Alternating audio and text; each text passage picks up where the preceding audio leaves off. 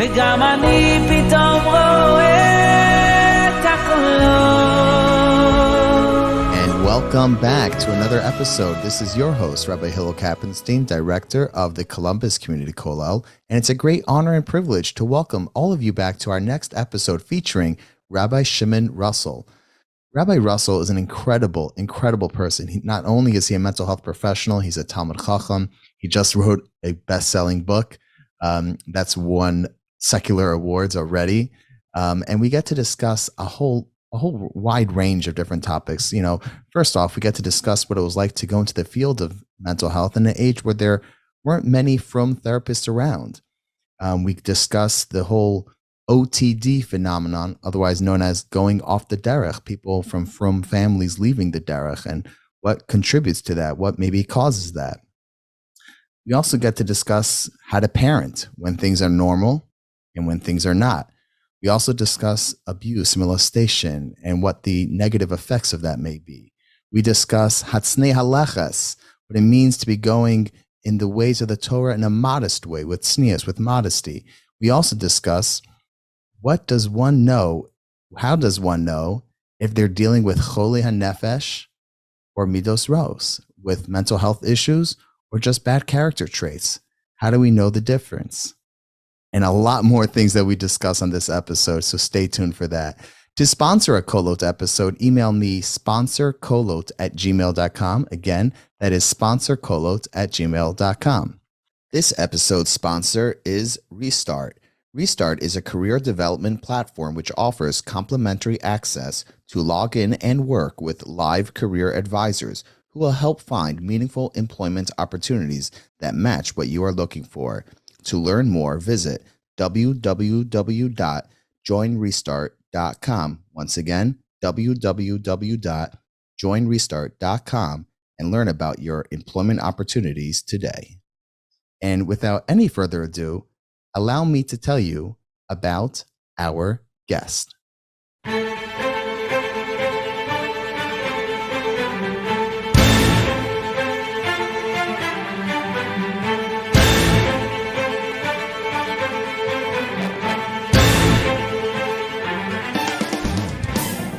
Rabbi Shimon Russell is a psychotherapist in private practice in Yerushalayim. In 2014, together with his wife, he made Aliyah from Lakewood, where he lived and practiced for over 25 years. Born in England, he studied for 5 years in yeshivas in Eretz Yisrael before moving to Lakewood and joining the Kollel of Beth Medrash Gavoa. He continued his studies in Beth Medrash Gavoa, receiving smicha from the late Rosh Yeshiva Harav Shneur Cutler. Subsequently, he studied for a master's degree in clinical social work, completing his training at the clinical externship program of the Ackerman Institute for Family Therapy in New York. His primary expertise is in marriage, struggling adolescents and teens, and treatment of abuse.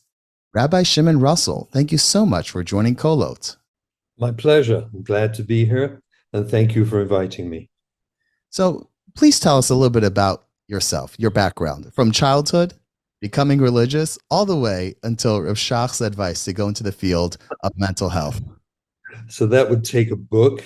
It would take hours on its own, but just the quick biographical sketch. Sure. So after the war, my father, Al-Sham, we grew up in England. He was drafted into the British Army by force.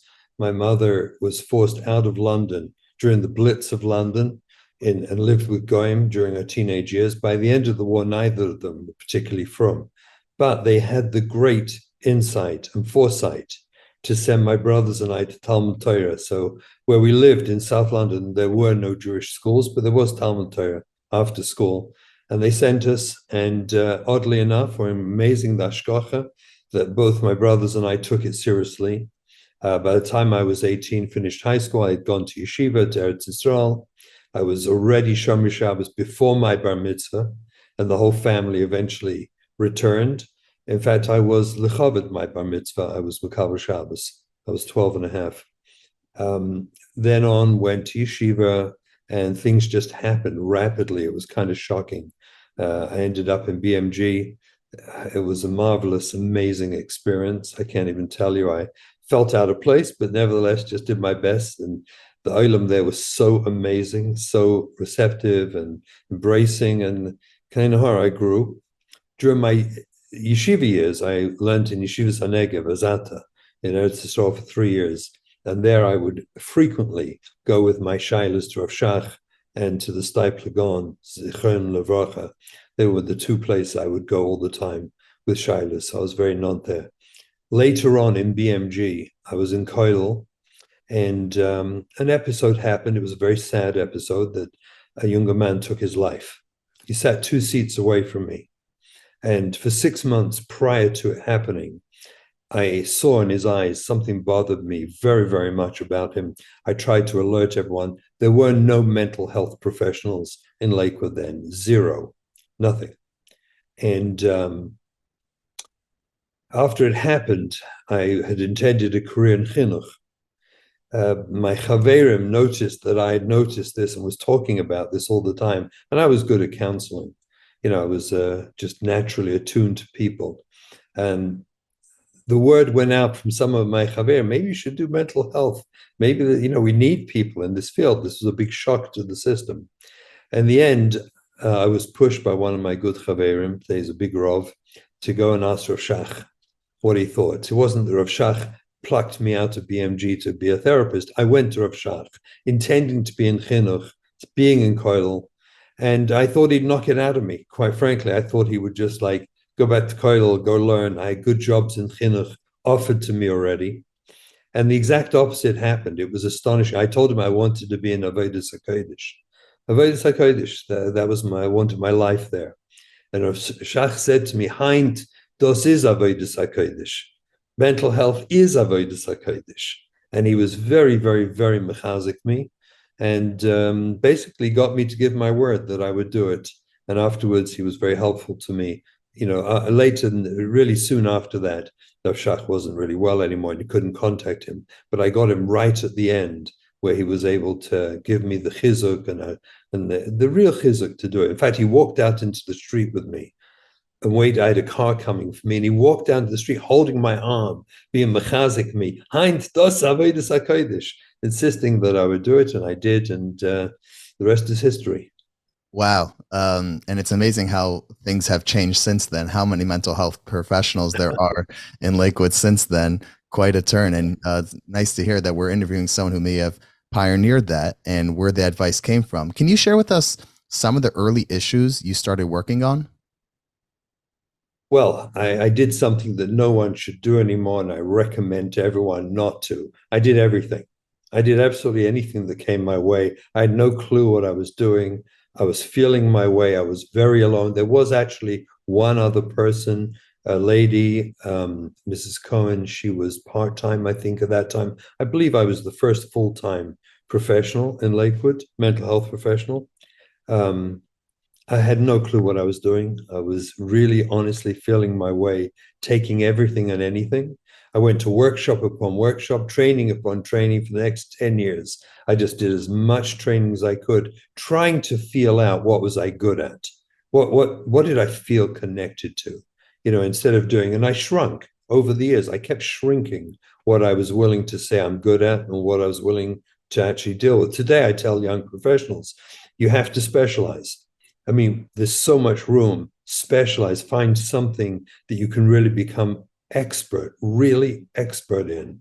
That's not how I started. It wasn't possible, but I did end up eventually, finding one area of expertise, or one or two anyway.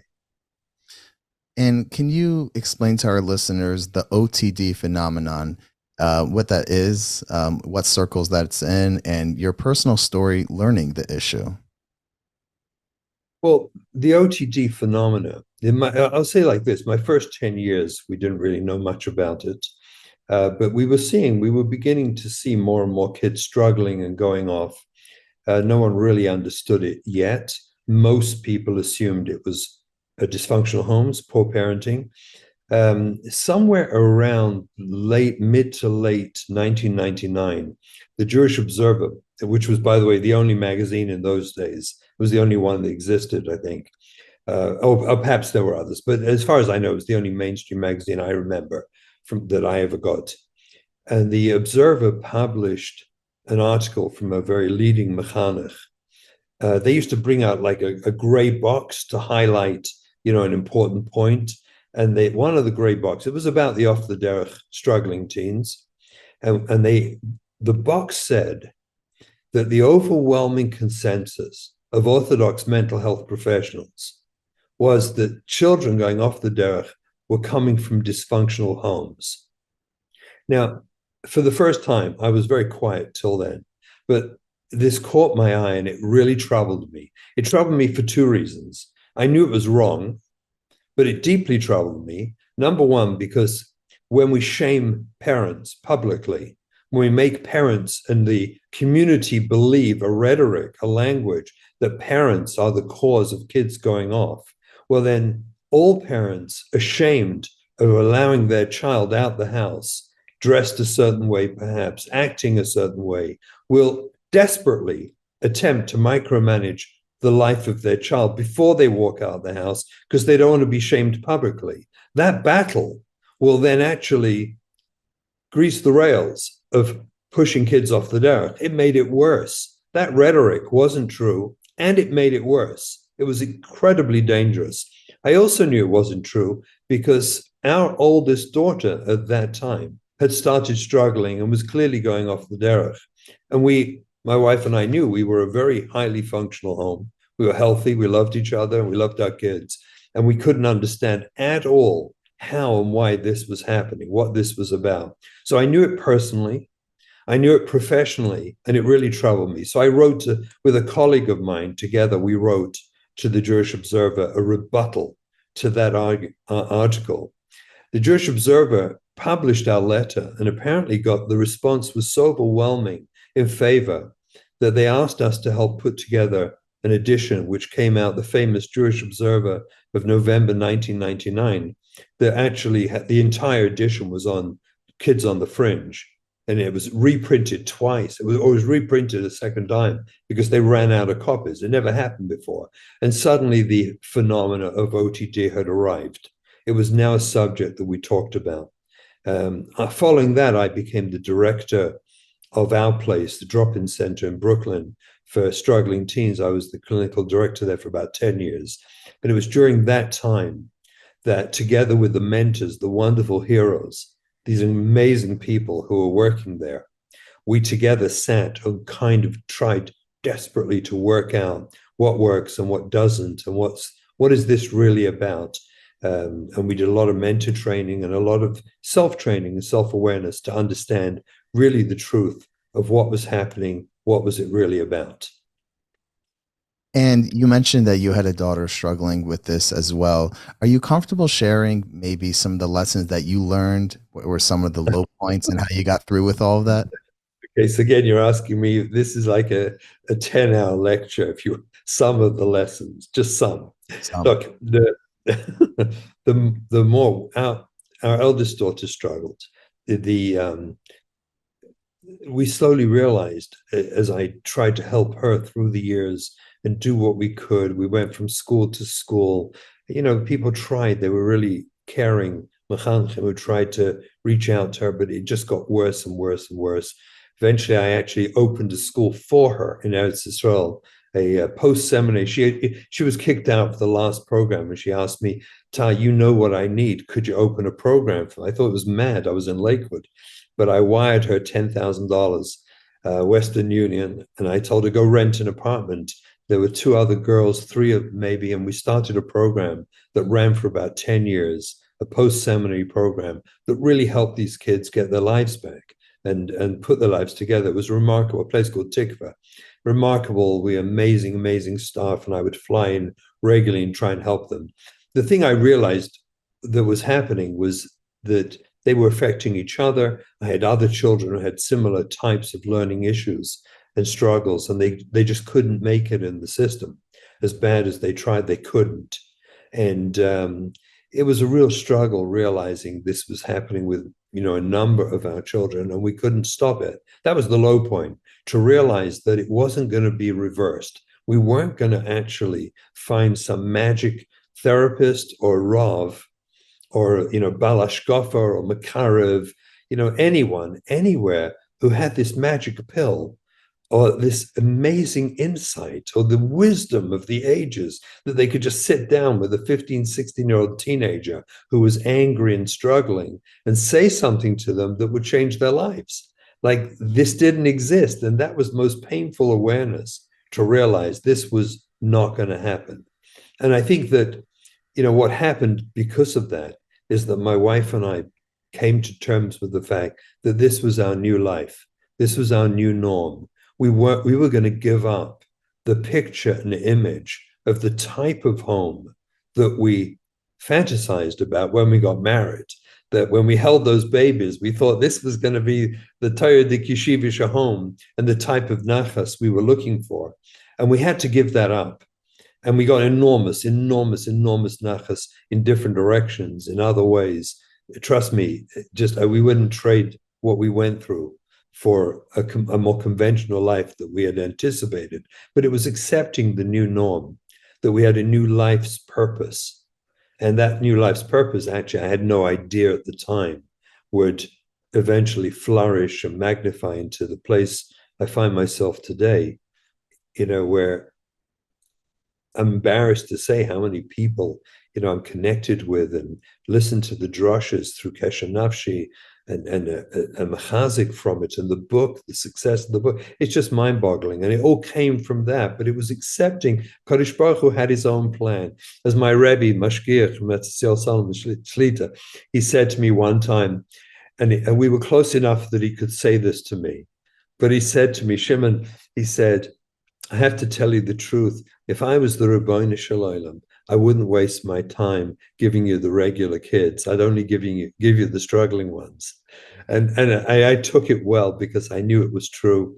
And Kodesh Baruch was in charge, and he has his plan for all of us. It was accepting that plan and not our plan that really freed us. So we went from the worst recognition, we weren't going to turn this off, to actually the amazing embracing of a new life that HaKadosh Baruch Hu was giving us, that was taking us to a different place. That was the downs and the ups. So it wasn't a magical response from a Rav, a therapist. You left out Mikobel, but you know. We did that too. We did that. Trust me, I did that too. We did everything. And no one had it. And it was, it sunk into me after a while, I realized, because it's not there, because there isn't one. And that really set me free.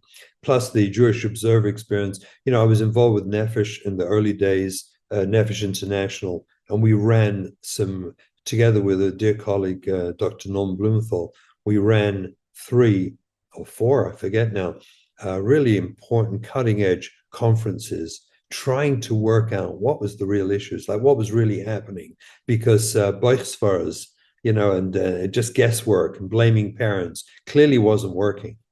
And we wanted to really kind of research it and examine it. So I did a lot of research and a lot of, invested my life and effort into trying to understand what's really happening. So one last personal question, then we move on more broadly. What was your turning point? Like, what was like, okay, we have to change our approach. What did it for you?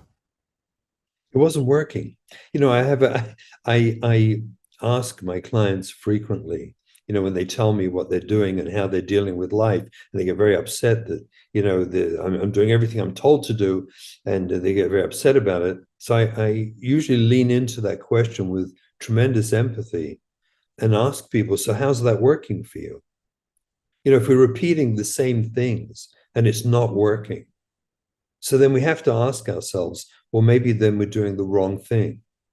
And really, that's what it taught me, was the ability to let go and understand that Svei Pech, I was told by well-meaning, I truly mean this, well-meaning mechanchim, Shimon, you just need to give Svei Pech. You gotta, give them a good whack. They got to know your kids. They got to know. And sadly and regretfully, in the early years, I probably tried that, and very, very quickly saw how bad that works. So I was able just to say to myself, well, let me just strike out everything that doesn't work, and then let's try and take a look at maybe what does work.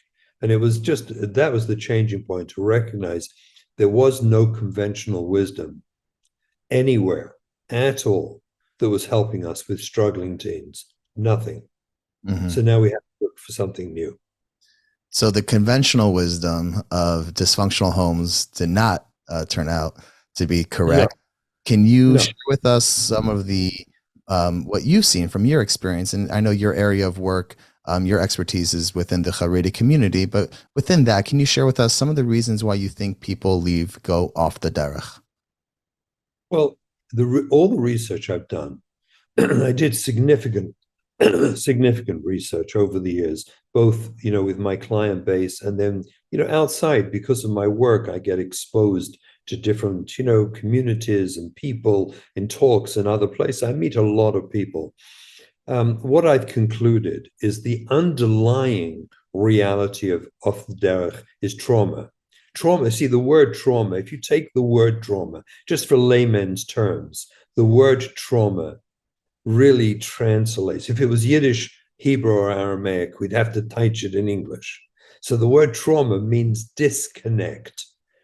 Kadosh Baruch Hu made a person in a way that if you experience something traumatic, you disconnect from that. You don't want to stay around it. If it's life-threatening or it's horrific, you disconnect. You come away from that because it hurts you so bad. So what we recognized early on is that there were really three types of trauma affecting kids. And the underlying issue was the trauma. All the rest of the, shall we say, the word in Old English is shenanigans, the stuff they got up to, afterwards, whether it was the drugs to the internet, to the boyfriends and the girlfriends, all that stuff is secondary. That's what they do afterwards. But that's not the cause. That's what they do to deal with their pain and their hurt so they can survive and live and not die.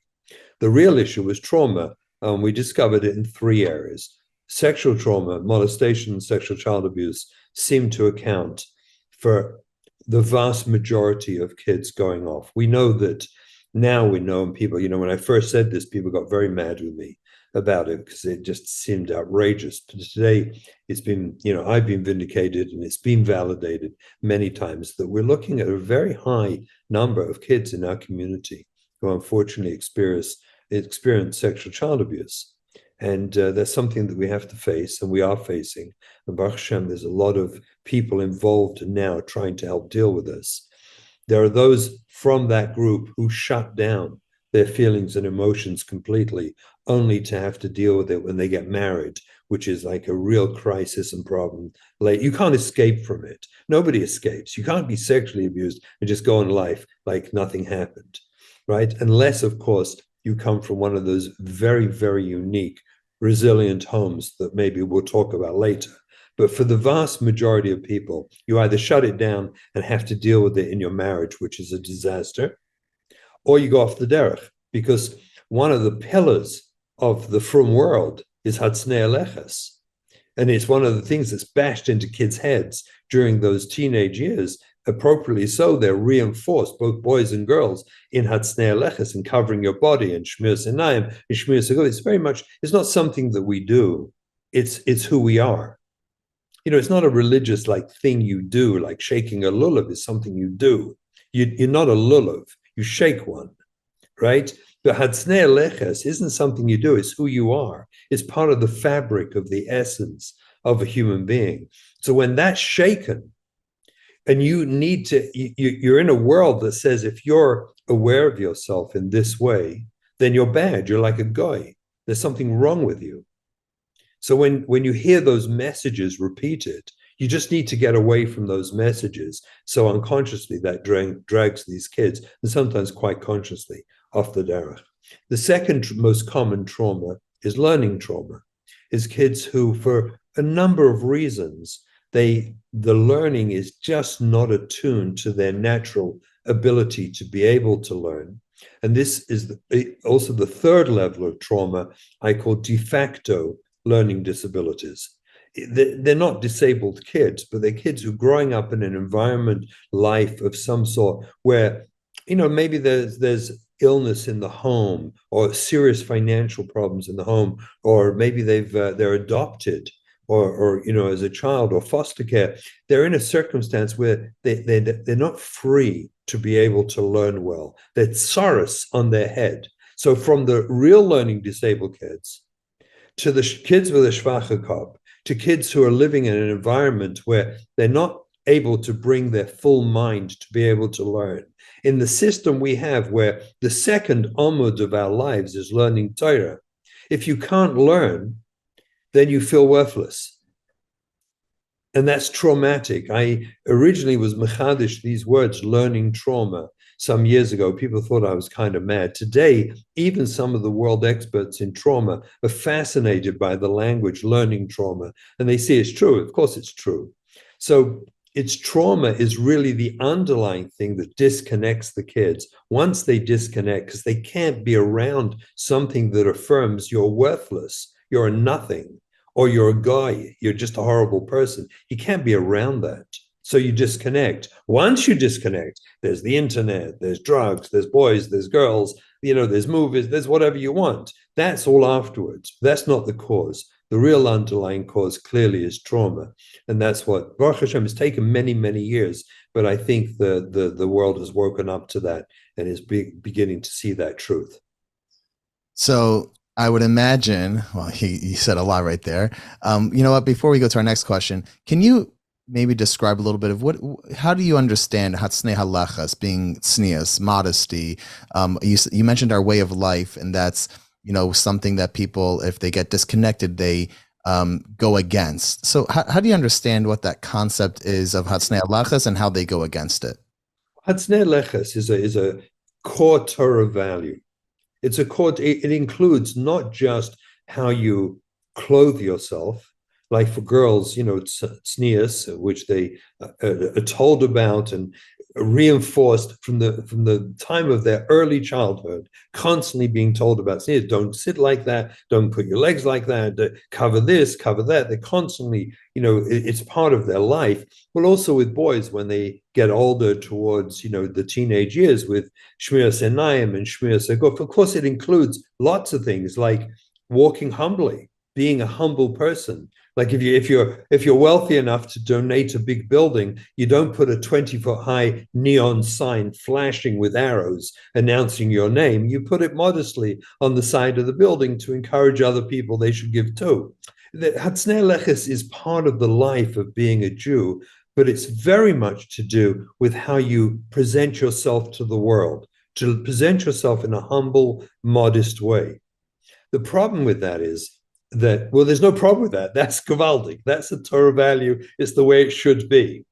Ideally, when a chosen or kala are about to get married, we give them kala classes and chosen classes where we include the notions, the ideas around sexuality seamlessly into the beautiful bubble of hatsnei halachas, so that we can support that kind of activity, which we obviously want for our children. We want them to get married and have babies and have doiros, right? So we include beautifully sexuality seamlessly in a very beautiful Torah way into hatsnei halachas, and then it works gewaldig. And I've seen many people who are zeicha to that, and it's lovely.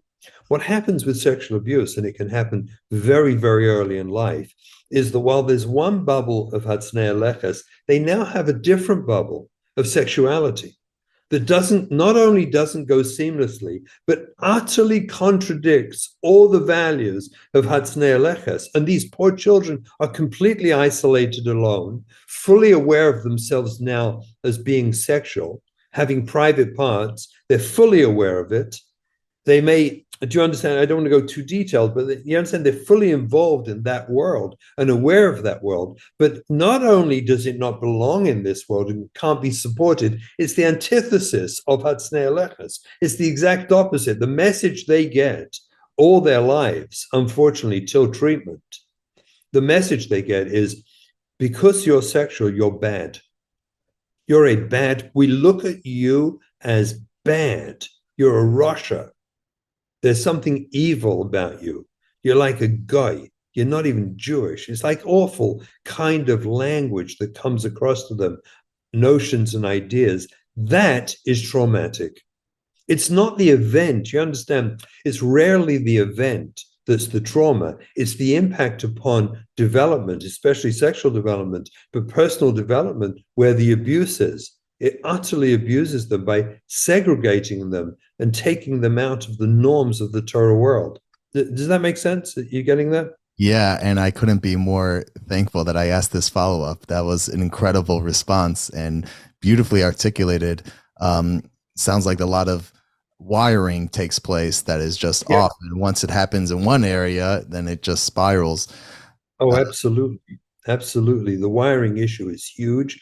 And in therapy is often about untangling those wires later on, because a kid who's been abused early on, oddly enough, tragically enough, often has their self-esteem wire connected to the sexual wire, which is a tragedy for them when they hit puberty. You can imagine, and current runs through it. They feel good because they feel sexual. Well, that's a disaster for a person in our world, an utter disaster. Mm-hmm. And they've done nothing. It's not their fault. Mm-hmm. Mm-hmm. Anyway, that's a complex issue of its own. Right. So if people are they don't have this wiring correctly and they're dealing, unfortunately, with the symptom, not with the cause, what are some of the do's and don't do's that you've learned in your experience? I know that could also be another episode in of its own, but maybe a couple of your top 3 or so. Each one of your questions is a workshop, like a long workshop. Okay, so look, a couple of the two sort of number 1, number 2 mistakes made in this is when you see a kid struggling, thinking that it's just rebellion or chutzpah. That's the number 1 mistake. Looking at a kid who's struggling and thinking it's rebellion or chutzpah. And it's utterly not. On the contrary, it's a perfectly aligned traumatic reaction to being in order to be safe. And HaKadosh Baruch Hu put that in a person where they're meant to be safe. And so if you're out in the woods and you see, God forbid, a wild animal coming at you, you run like crazy. And if you break someone's kalim on the way, who cares? Who cares? It doesn't matter. And if you jump into a canoe that's full of semi-naked people, you jump into the canoe and you save yourself. And then you get off as quickly as you can. You save it. Kadosh Baruch Hu made us save ourselves from terrifying, frightening, and horrific events so that we will live another day. So to think it's rebellion or chutzpah, that's the number 1. Number 2 is using regular chinuch strategies, the ones brought down in Sfarim. See, I years ago, I differentiated by always using the language of regular chinuch and crisis chinuch. They're 2 different sugyas. And I challenged all speakers that when you're speaking on these subjects, please define what you're talking about. Are you doing crisis chinuch or regular chinuch? Because they're 2 different sugyas. Number 2 mistake in working with struggling kids is using strategies from regular chinuch that work, time-honored, derech chisol saba, strategies for regular chinuch for a kid who's in crisis, who's experienced trauma, that will be absolutely destructive. So that's what doesn't work. What does work, this has become clear to us, and that's the foundation principle of crisis chinuch as I teach it. The foundation principle is that you actually do regular chinuch to the point where you're always constantly assessing, attuned to your relationship with your child. Because in regular chinuch, when you have to put your kid to bed, or you have to tell them they can't go out, and they get mad with you, you stand your ground gently and firmly, and they may, accept it with some frustration or anger towards you, but tomorrow morning they love you and everything's fine because they know you were right. In regular chinuch, we can't be afraid of children. We stand strong in a gentle, loving, and firm way, while the child maybe gets very mad with us and maybe acts quite chutzpahdik towards us, but we stand our ground gently and firmly. And guess what? Tomorrow they love us and they forget about it. They even apologize because they know we were right. That's regular chinuch. Crisis chinuch begins where that ends. That means where you realize I'm losing my relationship with my child. something's happening here. They're running from me. I'm trying to get them to go to shul, and it's actually making them burning mad with me. And I lose them, and they hole up in their bedroom and lock the door on me and won't let me in. They don't come down to the meal anymore. I realize that I'm losing my relationship with my child. That's where you know crisis chinuch. What works is putting the relationship first. Most people don't discover this till too late because they didn't read the book and they don't realize in advance. So they make I did too. We all made the mistakes. And then you have to work your relationship where you put primacy on reconnecting with your child, and everything else is secondary. Shmiras HaMitzvahs, it's all secondary. Primary is your relationship, because when you get your relationship back and they mature, then they tend to, not always, but they tend to make good choices about coming back to Shmiras HaMitzvahs because they want to be close to you. If you put the mitzvahs before, in crisis chinuch, if you put the mitzvahs before the relationship, you lose your kid and you lose the mitzvahs. It doesn't work. So number one, what works is putting the primacy of the relationship first, and then mitzvahs and ethics and all the rest comes second. The relationship comes first. So whatever you do in your interaction with them, you always modify what you're doing to make sure that your child feels close to you.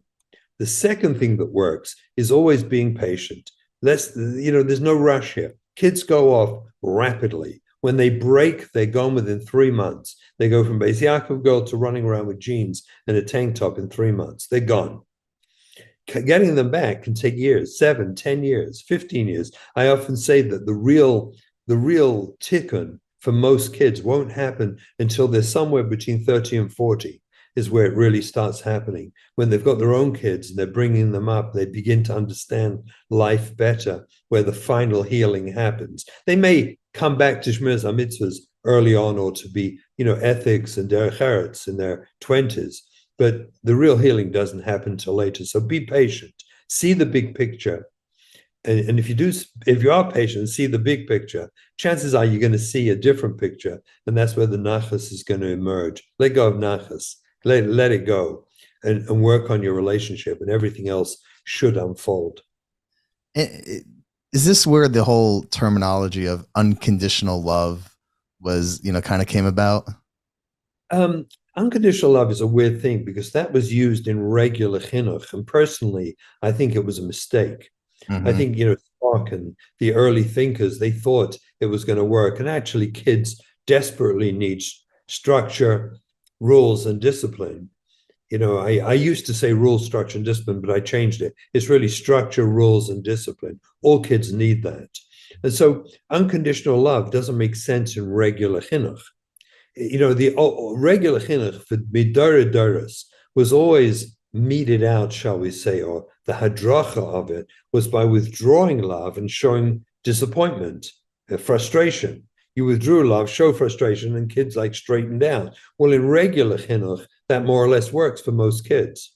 Probably still does for some of the kids. In crisis chinuch, it's a disaster. So many parents say to me, so why should we do it? You're right. If you don't need to do it, then don't do it. Don't do the withdrawing of love at all. I personally think, but this is my point. Just showing love on its own, without structure, without rules and discipline, it doesn't help kids grow up. It's actually pretty crazy. What I'm teaching all the time is that as we do the structure and we do the rules and we do the discipline in this day and age, how on earth does it harm a kid if I do the structure, the rules, and the discipline, which need to be done in a loving way? How on earth could that possibly be bad? So that's not unconditional love, but in a certain way it is. I show love at all times, but that doesn't mean to say I don't do rules and the structure as needed. Of course you do. And of course you do the discipline. Love and limits. Love and limits, exactly. Right. Absolutely. So you referenced your book once or twice, and now is the perfect time to dive deep. So you wrote this book. It's subsequently won the Benjamin Franklin Award. I presume that's a secular award, which yes, it is amazing, shocking, which speaks volumes to how the book is being so well received. Can you share with us what made you want to write this book? Well, I tell you the truth is, first of all, let's be, very frank. I didn't write the book. I rewrote the book. I edited the book 3 times. But a dear friend today and an author, Zalman Goldstein, came to me and offered to write the book. I didn't have time. I tell you the truth, I had no idea how to find the time in my life. But many, many people had asked me, how come you're not writing a book with all your ideas and thoughts? And the answer was, I just don't have time. I'm too busy. It takes tremendous effort and thought to write a book well. So Zalman came along and offered to write the book, and I loved his ruach and spirit, and he resonated to me. He'd been using my ideas with his own family. He'd gone through a divorce, and he had some struggling kids, and he'd used my ideas and found they were working, and he was just amazed about them. So he came and offered to do it, and I just loved him as a person. I thought he was smart, and he wrote the book. And allowed me, he's so humble, he allowed me 3 times to edit it cover to cover, to make sure it was my voice and my feelings. But it was a completely different, it was a game changer. If I just had to edit and the raw material was done, it was there. He spent a year doing it. So together we created this book, and it was, to my great surprise, it won this award, a silver award. It was in the 3 finalists in the field of psychology. It was amazing, shocking to me. It may even win a gold. We'll find out in May. We don't know. But just to be in the finalists was pretty shocking. The book was about life. I witnessed and have watched for so many years the outside world breaking family values. They would like nothing better than destroying the nuclear family. And you see there's an enormous liberal movement in the world, in the Western secular world, to destroy the family. Well, we can't be naive. These things affect us. The outside world always affects us. The walls of the shtetl are long down. As I say in my introduction to the book, today's Haskalah is the internet, is YouTube, is social media. That is today's Haskalah. Kids who are not satisfied, who are not happy, who are not steiging and feeling fulfilled in our world, will look outside easily and quickly, unstoppably, of the outside world. You cannot stop it. And in doing so, I feel that family is very, very threatened. The reality is I have experienced that directly, obviously, in my work, how families are struggling so deeply with their kids, where problems seem to be everywhere. It's the rare family today that doesn't have any child with a problem. It's all over the place. So the thinking behind the book was to write, we came up with the title eventually, Zalman and I, Raising a Loving Family, because really that's what we wanted. If we can raise a loving family where children feel loved and accepted, again, with structure and discipline, but loved and accepted, we can create that environment. Chances are very high they'll want to continue our Masorah.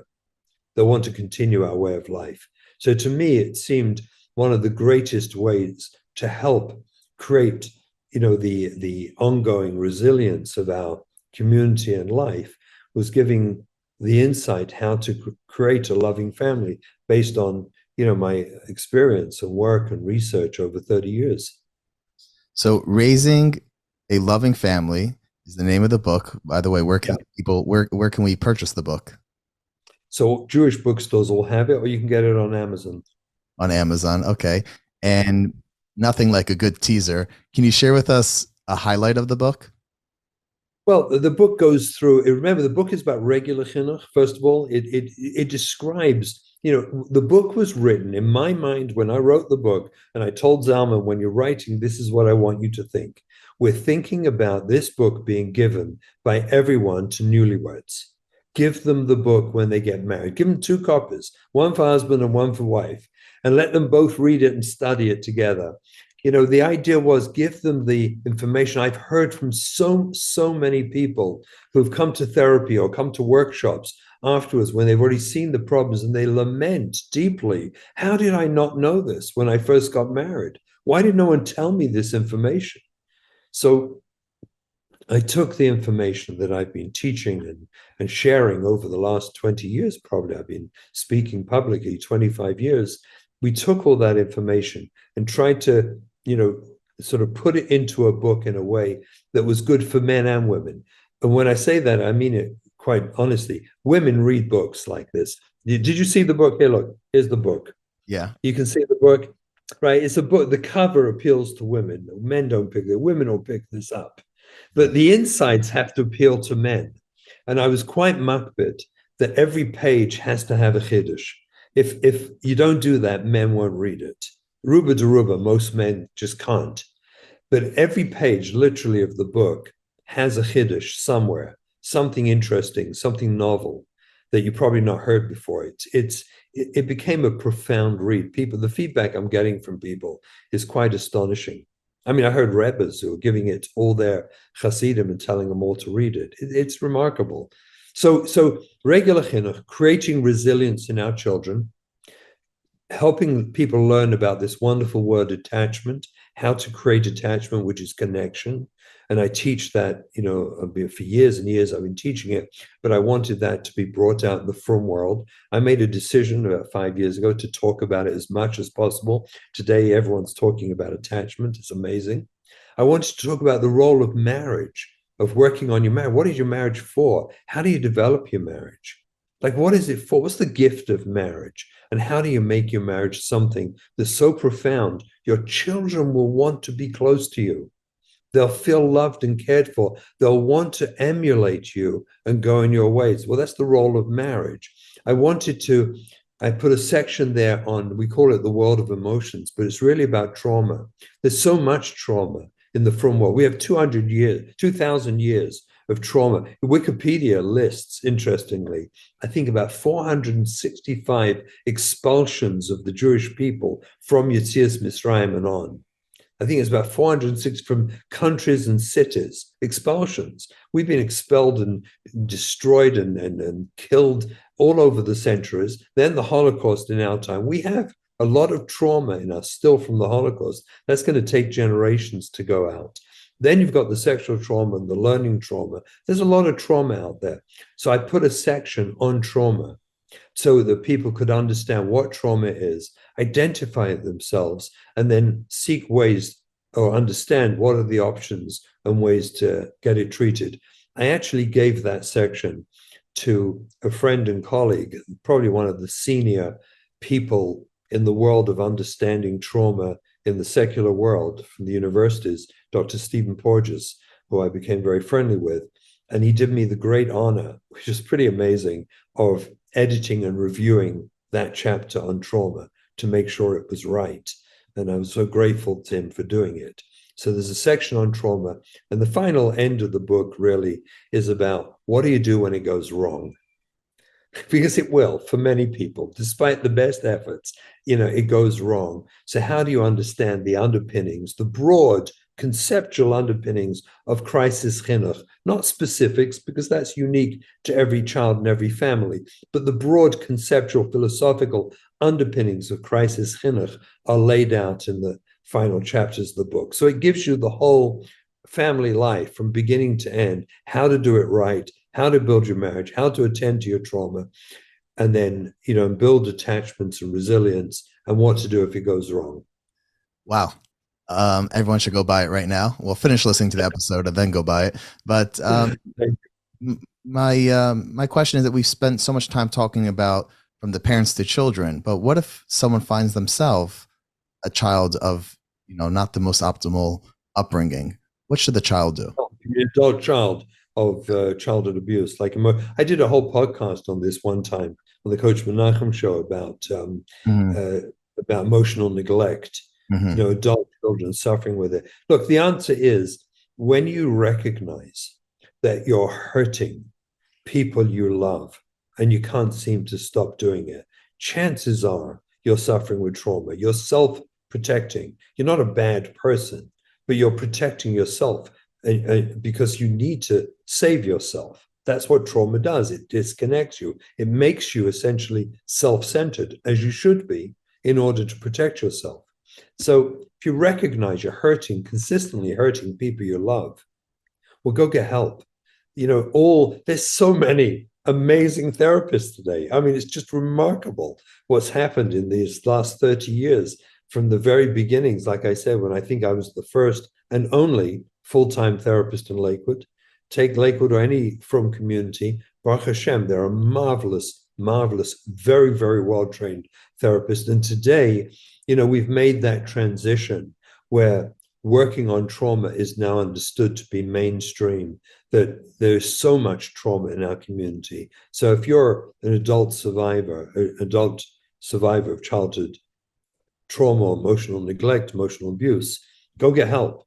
There are lovely, wonderful people there ready to help you today who have real skills and real knowledge. And one of the indicating factors are when they're hurting someone that they really know they shouldn't. Yeah. When you consistently hurt people you love, and you're doing it, and you can't really stop. How many times can you justify it's all their fault? How many times till you realize it's probably not? And even if it is, I should be dealing with it in a kinder way. When you recognize you consistently hurt people you love, chances are you're dealing with trauma. You can say it's not just a kas, an anger issue. It's a little more than that. I want to tell you something. I asked my Rabbi one time, Matzio Shlita, I asked him if he'd ever met like a Baal Taiva, a Baal Gaiva, someone who the Midah has bailus over the mensch. Mm-hmm. Thought for a while, and he said, no, I don't think so. It was amazing, shocking. We're all emotional problems, all trauma and emotional problems manifest through midas ros. That's not their shirish. That's not where they start. As a matter of fact, one time I went to a Baron Leib, say Sadiv Kodesh Levracha. I used to go to him a lot to speak over shilas with him. One time I asked a shilah to him about how do you know if it's midas ros or chol nefesh? Like, how do you know if they're suffering emotion? Two bachrim don't get up for shachris. They stay in bed. One's accused of being lazy. Is the other lazy too? Is that what they are? How do I know which is which? Maybe one of them is struggling with trauma. Maybe one has OCD. Maybe one has severe anxiety disorder and can't get out of bed. And the other one's a lazy guy and needs, how do you know which is which? So the Shiva asked me, so what difference? I said, it's huge, because if he's got midas ros, he's lazy, he needs musa. But if he's got chol nefesh, he needs tipul refu'i. We got to be merapeh. We got to treat him. So Shiva said, well, so do both. I said, chas v'shalom. If you do both, so if you do musa to someone who's got, if you do rather tipul refu'i to someone who's got midas ros, so nothing happens. But if you do musa with someone who's got chol nefesh, you're a mazik. Mm-hmm. So Shiva laughed and he thought for a minute. And then he said to me that unless you know for sure, in today's day and age, he told me, you always have to assume it's chol nefesh first and treat it. If after you've treated it, you and your colleagues are convinced that all treatment possible was done, F Shavulai, then he said you should consider it midas ros. Chol nefesh will exploit midas ros in how it manifests, how it expresses itself, but it's not the shirish. And giving musa won't help. Mm-hmm. Wow. That's all I could say. Yeah, it's pretty amazing. Wow. Our final question, and you've been so generous with your time, but many say that today's educational system, our chinuch system, is being challenged today more than ever. Can you share your thoughts on that? And what about it makes you proud? And what about it concerns you? Well, I mean, the chinuch, we have a fantastic chinuch system that's, the truth is people say that it's challenged more than ever. They're probably right. The fact is we've had unprecedented growth without real chance for town planning. It's not like we sat back and looked and knew what was coming. It just happened. The growth has been exponential. And with that growth, there's sort of a desperation to keep up providing enough seats and enough schools. In that process, bigger classes, less attention to individuals. There's a process of adjustment to this new world that's going to take time. So the challenges are enormous. In addition to that, the exposure to the outside world puts children under much more challenge than they ever had before. It's like their attraction to the outside world and their exposure to it. They bring in with them into the chinuch system knowledge and ideas. There's always a kid in the class, and they share it with others. It's very hard to stop it. It's very hard to shelter everyone like we once could. And on top of that, parents, it seems to me, the financial responsibilities of life have become mad. Whether that's a whole social issue of itself, whether we've just priced ourselves out of the world by raising standards of life and standards of living where two parents have to work. But the end result is the parents are tremendously, in most cases, financially overwhelmed, which means two parents have to work, which means the concept of stay-at-home mothers has gone. There's no mother generally at home waiting to greet the kids when they come back with milk and cookies when they come home from school. And so that's rarer and rarer. So with all these kind of issues, I think the chinuch system is facing unprecedented challenges with both the chayma of the child that's coming in and the ability to deal with them. When they start struggling or they're challenged and they're exposed to the world, to the outside world, it's really, really difficult for the system. What makes me so proud of it is the fact that the mechanchim and mechanchas, today's mechanchim mechanchas, extraordinary people. They're utterly moisa nefesh. They're incredible people. They've chosen a career and a lifestyle that they know very well going in. They're going to live in relative poverty, most of them. And they've chosen this for us, for our kids, for the future of Klal Yisrael. I mean, they're mechanchim mechanchas, remember, the top rung of Klal Yisrael. They're the best of the best of the best. And I'll tell you something else that makes me feel very proud and positive is the willingness of moistus all over the world. I mean, I am invited to moistus around the world frequently to guide them and help them make certain changes that need to happen. And they are so open-minded. It's remarkable. I mean, it's amazing how open-minded to the word change. They want to make changes, not just, do the same old, but really look at their schools, look at their systems and ask, how can we make effective changes to deliver the product better? And they're willing to use that word change and look at how to make changes. It's amazing, amazing. What concerns me is really one issue. How quickly will the chinuch system realize that we have to adapt to the new world reality? And in the new world reality of children, most children will not deal well with the old angry, withdraw the love and show the angry face as you're doing the rules and the discipline in school. It doesn't work anymore. It just creates rebellion and chutzpah. That what concerns me is how quickly will the system change where mechanchas throughout the world will learn the skills, and they're not that complicated, of how to do rules and discipline, firm rules and discipline with a smile on your face, with love, with kindness. That's what concerns me. Will we get it quick enough? Because when we do it that way, when we do rules and discipline, firm, clear rules and discipline with kindness and love, the kids kind of shrug their shoulders and they go along with us. And when we do it with the withdrawing the love and showing the angry face, they say, goodbye, I'm done. You hate me. Right. Yeah, they don't see it the way we did, years ago, that you deserve the discipline. Today, they see it as you don't love me, so then I don't love you. That's what Mori Varevi, Mashgiach, he taught me this early on when he said, at one of the conferences I ran, he said in a drasha, I have it on tape, and I'm sure he said at other places too, he said, there's no such thing as dropouts. He said, they're all push-outs. Powerful. And it was a powerful and profound statement, which really helped govern my life, because I saw it that way too. And I heard it from him without, he said it Masechet Pituma. He just felt that way. Wow. Rabbi Russell, this was incredible. I'm very honored. I know how many requests you get to so many different podcasts out there. Everyone's today, running a podcast. So I know that coming on here is something unique, a privilege for us. And we thank you very much. Everyone, go get it. Amazon Books or any Jewish bookstore, Raising a Loving Family by Rabbi Zalman Goldstein and Shimon Russell. Zalman Goldstein and Shimon Russell. And only continued bracha and hatzlacha, success and blessing for all the amazing work that you're doing. It's an honor to have you on our show. Thank you. Thank you. I really appreciate it. Thank you very much. And keep up your good work too. Thank you. Take care. To listen to all Kolot episodes and see upcoming guests, visit kolotpodcast.com. We are also on all podcast players. Type in Kolot on iTunes, Spotify, Google, Stitcher, Podbean, and Amazon.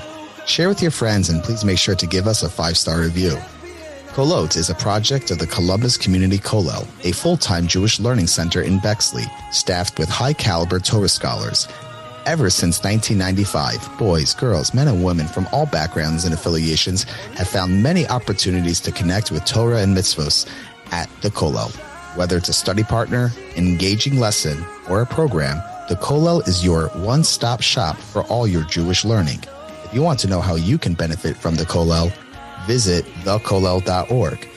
That is TheKollel.org, and forever be inspired.